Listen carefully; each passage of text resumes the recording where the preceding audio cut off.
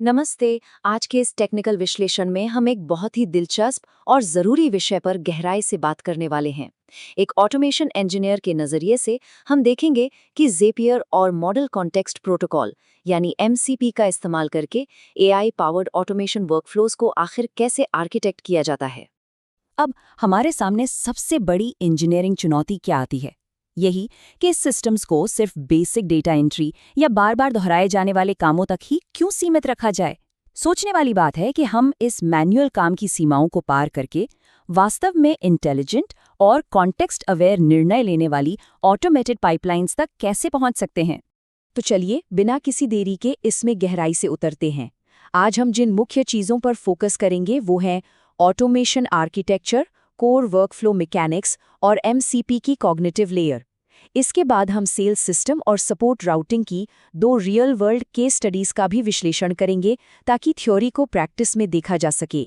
सबसे पहले बात करते हैं हमारे पहले हिस्से की, ऑटोमेशन आर्किटेक्चर और स्केलेबिलिटी के लिए उसकी डिजाइनिंग।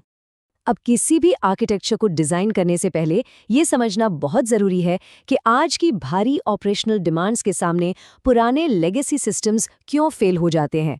मैनुअल डेटा प्रोसेसिंग में बहुत सारे बॉटलनेक्स होते हैं। मतलब फॉर्म खोलो, नाम और ईमेल कॉपी करो, उसे स्प्रेडशीट में पेस्ट करो और फिर टीम को पिंग करो। ये सिर्फ धीमा ही नहीं है, बल्कि इसमें बहुत सारा कीमती समय बर्बाद होता है।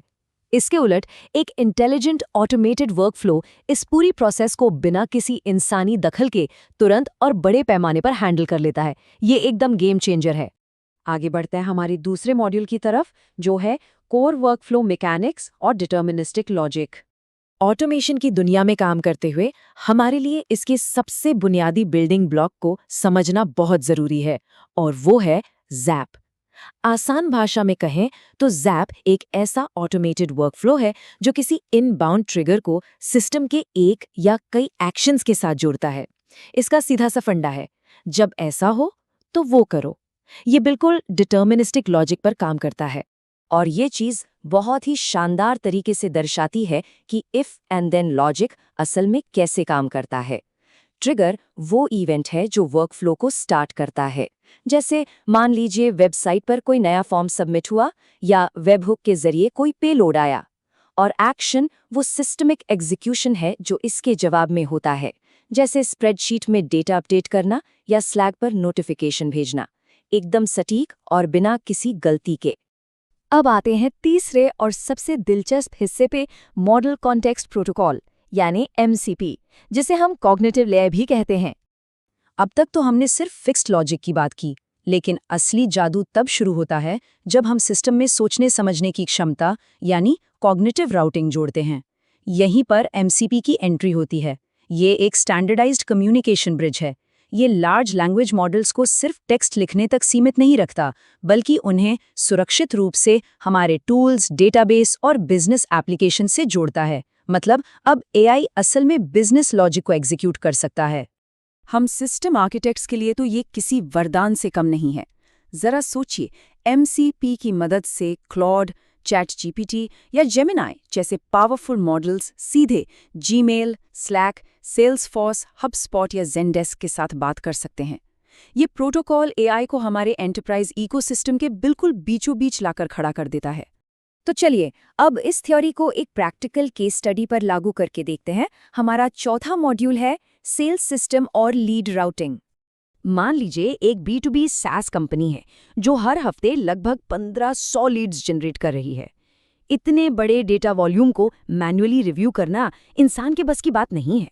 पुराने सिस्टम्स में सेल्स टीम का आधा दिन तो सिर्फ डेटा कॉपी पेस्ट करने में निकल जाता है। ऐसे में कई अच्छी लीड्स हाथ से निकल जाती हैं।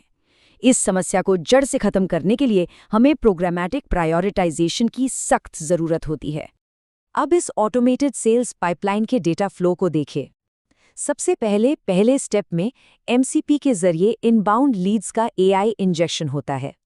दूसरे स्टेप में एआई खुद लीड के पद, कंपनी का साइज और बजट जैसे पैरामीटर्स को समझकर कॉग्निटिव क्वालिफिकेशन करता है। इसके बाद तीसरे स्टेप में ये क्वालिफाइड डेटा सीधे हबस्पॉट सीआरएम में अपने आप फीड हो जाता है, और अंत में जो हाई प्रायोरिटी वाली एंटरप्राइज लीड्स होती हैं उनके लिए सीधे स्लैक पर टीम को इंटेलिजेंट अलर्ट चला जाता है। सारा काम एकदम स्मूथ। अब इस जानकारी के बारे में जो सबसे दिलचस्प बात है वो ये है कि ऑटोमेशन के बाद जो ऑपरेशनल सुधार आए हैं वो सच में चौंकाने वाले हैं। जहां पहले किसी लीड को रिस्पॉन्स देने में 8-8 घंटे लग जाते थे, अब वो काम 10 मिनट से भी कम में हो रहा है। रोजाना जो 4 घंटे सीआरएम अपडेट करने में बर्बाद होते थे वो अब पूरी तरह से ऑटोमेट हो गए हैं। और सबसे बड़ी बात, अब कोई भी बड़ी एंटरप्राइज लीड सिस्टम से मिस नहीं होती, उसकी तुरंत पहचान हो जाती है। चलिए अब अपनी दूसरी केस स्टडी की तरफ बढ़ते हैं जो थोड़ी और ज्यादा कॉम्प्लेक्स है, सपोर्ट राउटिंग और कॉन्टेक्स्ट अवेयर रेजोल्यूशन। एक हाई वॉल्यूम ई-कॉमर्स प्लेटफॉर्म की कल्पना कीजिए जहां हर हफ्ते 5000 से ज्यादा सपोर्ट टिकट आते हैं। पुराने सिस्टम्स के साथ तो ये एक बुरा सपना है। ग्राहकों को छोटे छोटे सवालों के लिए भी 12 घंटे इंतजार करना पड़ रहा है और हमारे सपोर्ट एजेंट्स एक ही तरह के रिफंड या डिलीवरी सवालों का जवाब देते देते भयंकर बर्नआउट का शिकार हो रहे हैं। ये किसी भी सिस्टम के लिए सस्टेनेबल नहीं है। तो इस समस्या का एआई पावर्ड समाधान कैसे काम करता है, इसे डिकोड करते हैं। पहले स्टेप में सपोर्ट टिकट या ईमेल का एआई इंजेक्शन होता है। दूसरे स्टेप में एआई खुद शॉपिफाई या ज़ेंडेस्क एपीआई से कनेक्ट करके कस्टमर के ऑर्डर का स्टेटस निकाल लेता है। तीसरे स्टेप में अगर मामला सिर्फ डिलीवरी अपडेट का है तो उसका अपने आप रेजोल्यूशन हो जाता है।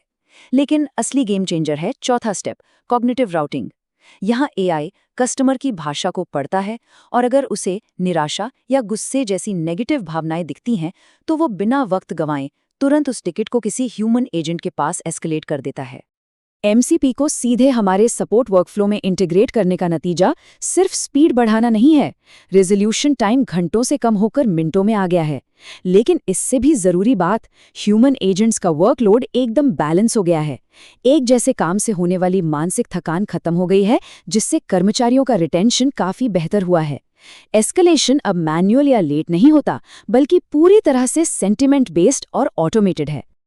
और अगर मुझे इस पूरे सपोर्ट राउटिंग आर्किटेक्चर की सफलता को सिर्फ एक नंबर में बताना हो, तो वो नंबर है 70%। जी हाँ, इस आर्किटेक्चर का इस्तेमाल करके उस ई-कॉमर्स प्लेटफॉर्म के 70% सपोर्ट टिकटों को बिना किसी ह्यूमन इंटरवेंशन के सफलतापूर्वक ऑटोमेट कर दिया गया। ये ऑपरेशनल एफिशिएंसी का एक बहुत ही शानदार उदाहरण है। तो इस एक्सप्लेनर को ख़त्म करने से पहले मैं एक बहुत ही ज़रूरी सवाल छोड़ना चाहता हूँ।